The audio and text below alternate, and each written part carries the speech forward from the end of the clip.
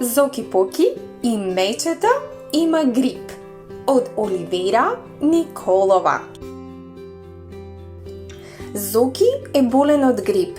Стариот чичко доктор рече дека ќе мора да остане во постела, ако сака побрзо да оздрави. Но на Зоки му е многу здодевно в постела.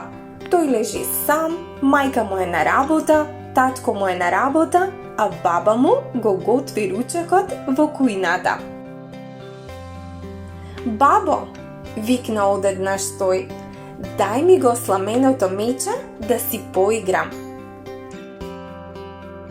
Баба му доаѓа, но и паѓа наум дека Зоки ќе се открива ако му дозволи да си игра со мечето.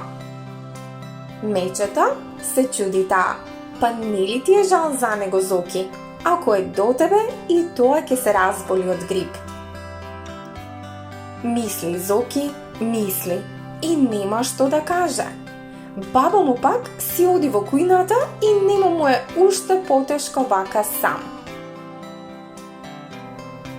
Надвор врне дожд и прозорците се влажни. Бабо, вика пак Зоки, дојди бргу вамо. Баба му доаѓа. Што е, Зоки? Ама не знаеш ли? И сламеното мече е болно од грип. Како? Се чуди баба му и поаѓа кон мечето што седи жално испрлено во аголот.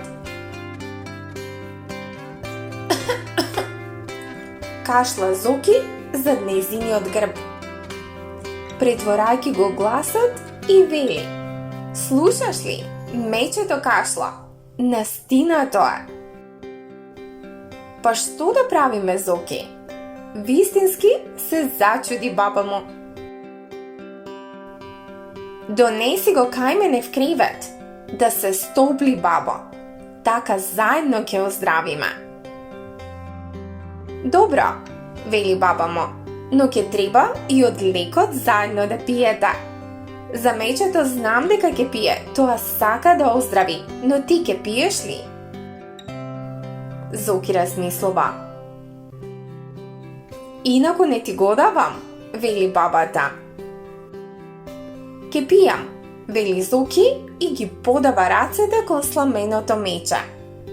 Баба му го става мечето во постелата на Зоки. Но да знаеш, нема да се откривате. Зошто мечето тогаш повеќе ќе настине и јас ќе ти го земам.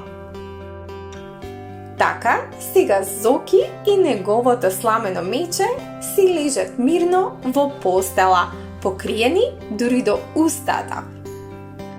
Зоки само тивко му зборува на мечето и го трга за нозете под јорганот, а бабата спокојно си работи во кујната.